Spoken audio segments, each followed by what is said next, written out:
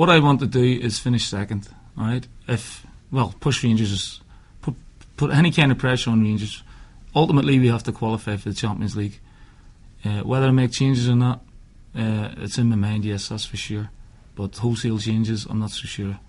We need to win games between now and the end of the season, and it can't be just making panicky changes just on the premise of one game. Are the players good enough, do you feel, to finish second? Well, that's up to them now. Prove me wrong. Prove that they still want to be at this club next season.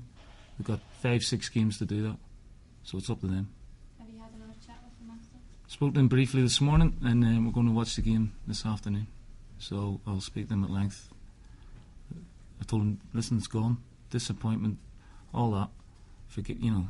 Don't forget it, because you won't be allowed to forget it anyway. It'll linger for a while, but we have to get over the disappointment very, very quickly and get ready for a very, very good Motherwell team. What about Motherwell then? Certain things to play for as well. Yeah, I've been really impressed with. Listen, I've got a huge respect for Craig Brown and Archie Knox. Huge respect. I know Craig from his time when he lectures on the pro licence courses I've been on, and I think he's done a wonderful job since he's come in. I thought he was a top manager of Scotland, consistently qualified for major tournaments, and probably like a lot of people in football, didn't get the credit he deserved. Is it all about pride now? Pride, yeah, they're probably stripped down to the bare bones in terms of that. So it's a powerful thing, though. It's professional pride in yourself as a man, and pride in your performance. So yeah, I don't think it's all down to just that, but I think a huge chunk of that will have to come from the players. Given the fact that there's a Rangers game looming as well, is that in the back of your mind that you need to get things sorted before Rangers? Yeah, I think it's a game that whenever we play Rangers, no matter the circumstances, the next one's the most important one. We'll have to win it.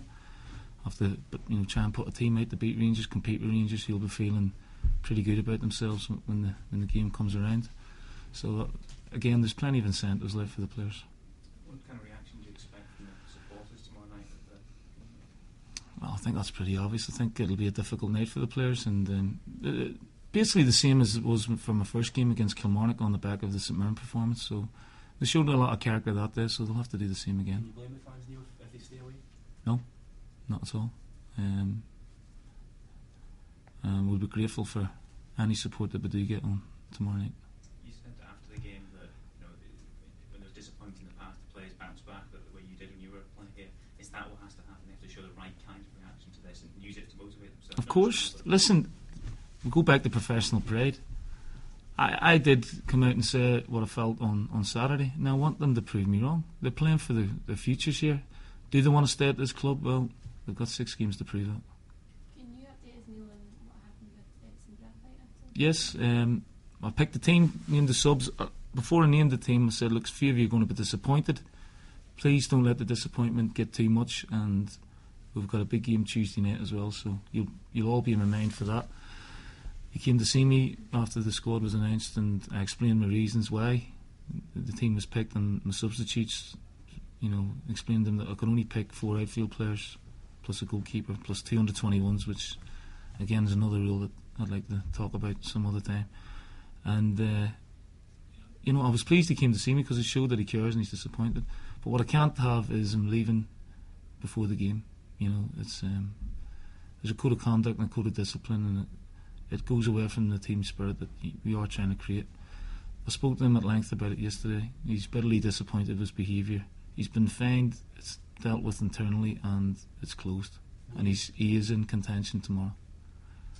What it does do is reinforces my feelings for wanting the job, and I know what's required. However, I can understand the fans at the minute thinking, he's nowhere near ready for it. Hasn't got the experience for it.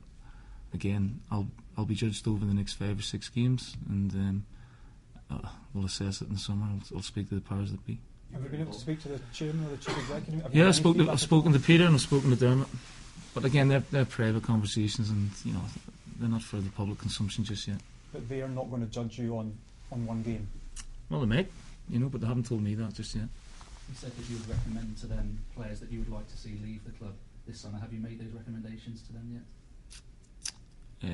Yes.